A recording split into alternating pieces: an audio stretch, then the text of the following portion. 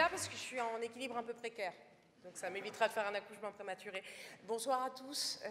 Merci au Media Club L. Merci à l'Assemblée nationale de nous recevoir et à Richard Ferrand de m'avoir cédé sa place. Donc, je suis très émue d'être là. Évidemment, en fait, je flotte un peu, parce qu'on peut flotter quand même avec ça.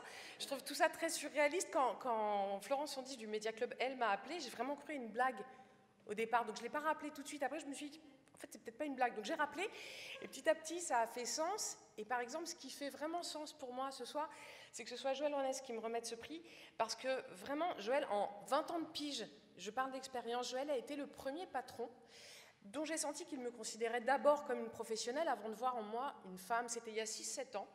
On était au Move tous les deux, on était loin de MeToo et de cette prise de conscience que j'espère devenir générale. Et on avait des discussions sur le sexisme ambiant dans notre métier, sur les inégalités femmes-hommes et sur ce drôle de rapport que générait cette position qu'il avait de directeur d'antenne avec toutes celles qui faisaient son antenne. Il y avait forcément un biais, il y avait forcément un déséquilibre, et lui en avait conscience, contrairement à beaucoup d'autres. J'ai vu beaucoup d'autres en abuser, lui, jamais. C'est pour ça que c'était très important pour moi, enfin que je suis très heureuse que ce soit lui qui me remette ce prix ce soir, parce que Joël devrait être la règle, malheureusement ça reste une exception, et pourtant, quand je suis sortie de mon école de journalisme, en fait j'étais d'une naïveté confondante. Moi je venais d'un milieu qui était globalement, on va dire, intello, bourgeois, concrètement 68 arts, avec une mère qui balançait les pavés pendant que mon père changeait les couches de mon frère, c'est vous dire de quel contexte je suis issue, et donc je pensais qu'on allait me considérer que j'étais un individu avant d'appartenir à un genre, avant d'avoir un sexe, et c'est la rue, c'est l'espace public qui m'a rappelé de façon insidieuse ou parfois très violente qu'en réalité j'avais un sexe, qu'il était féminin, et que d'une manière ou d'une autre ça me coinçait parce que ça dictait un certain nombre de comportements, ça m'invitait à une certaine réserve, à une certaine prudence. Il fallait que je fasse attention par exemple à comment je m'habillais, féminine mais pas trop. Il fallait que je fasse attention à comment je rentrais le soir chez moi, accompagnée mais pas trop. Il fallait que je fasse attention à comment je riais, pas trop fort, pour moi c'est raté. Que je fasse attention aussi à comment je parlais, surtout pas de gros mots. Pourquoi? Parce que le problème c'est que moi j'adorais les gros mots, et moi j'adorais les pourquoi. Or quand à 20 ans, vous n'avez pas passé l'âge des pourquoi, vous dites que journaliste ça pourrait être pas mal pour avoir quelques réponses. C'est pour ça que je suis devenue journaliste société au sens large, et sur les questions de genre en particulier. Et je me suis dit que dans ce milieu qui était particulièrement ouvert, curieux, éclairé, cultivé, on en avait fini de ces considérations-là. Je vous laisse deviner la suite. Évidemment, ça n'a pas été le cas. Je vous épargne un certain nombre d'anecdotes parce que vous avez les mêmes que moi. Je vous en raconte une, je vous en livre une qui me doit sans doute en partie le plaisir d'être là. Je l'ai racontée en public, donc je ne vais pas apprendre grand-chose à grand monde. J'avais 23 ans, je faisais les journaux de nuit dans une autre grande radio que celle qui est la mienne aujourd'hui, celle où j'ai démarré. Et puis j'étais dans un couloir, j'étais à la machine à café, il était 3 h du matin, il y a un rédacteur en chef qui est arrivé et qui m'a passé le bras autour du cou comme ça, il a serré fort et dans le creux de l'oreille, il m'a dit « Toi, tu le veuilles ou non, un jour je vais te baiser ». Alors, ça n'est pas arrivé. Pourquoi? Parce qu'il y a un réalisateur, heureusement, qui était juste là, qui l'a vu, et qui à partir de là s'est sans cesse interposé entre ses rédacteurs en chef et moi. Je vous laisse imaginer ma trouille, j'avais 23 ans, j'étais pigiste, j'étais seule dans ce couloir, il était 3 h du matin.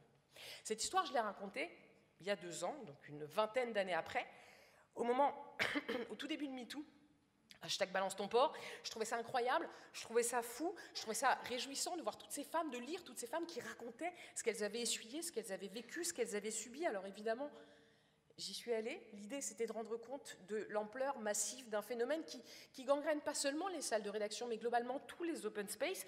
Et j'ai tweeté, mais sans y croire, j'étais persuadée que dès le lendemain, on serait passé à autre chose, que l'émotion serait retombée. Et j'en ai parlé, je me souviens très bien, à Augustin Trapenard et à Nicolas Desmourans, qui, eux, étaient convaincus du contraire.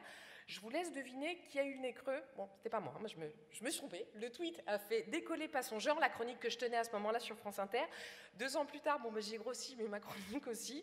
J'aime bien cette vanne. Si je suis là parmi vous ce soir, c'est parce que je produis tous les vendredis une émission sur le genre sur France Inter. C'est Laurence Bloch, la directrice de France Inter, et Yann Chouquet, le directeur des programmes, qui me l'ont confié à la rentrée. C'est la toute première fois qu'une émission de ce genre existe, et France Inter est la toute première radio de France. Alors, c'est dire si l'émotion n'est pas retombée, c'est dire si cette vague continue de faire bouger le monde dans lequel on vit. Alors oui, c'est tumultueux, ouais, c'est furieux, parfois c'est douloureux, et même souvent, mais au moins ça bouge.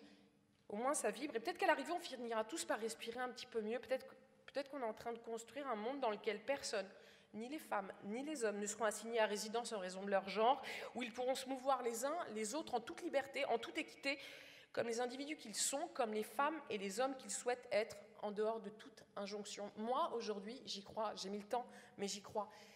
La presse écrite ou audiovisuelle, vous tous, nous tous, on a l'immense privilège de pouvoir accompagner ce mouvement, et c'est ce que je me dis tous les vendredis en rentrant dans le studio de Pas son genre. Alors, évidemment que ce prix a un sens, et je le goûte joyeusement, je le goûte sincèrement, je le goûte profondément, je le partage avec tous ceux qui me permettent de porter cet espoir à l'antenne toutes les semaines, et ceux qui me supportent hors antenne, il y en a quelques-uns dans cette salle.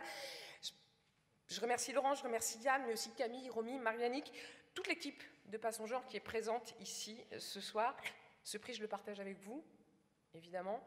Merci au Media Club L, merci à vous tous, mais ce prix, je le dédie à elles, à toutes celles qui se taisent, faute d'avoir un micro, faute d'avoir le courage, faute d'avoir l'entourage, surtout faute d'avoir le métier qu'il faut. Ouais, ce prix-là, il est pour elles et il est pour nous toutes.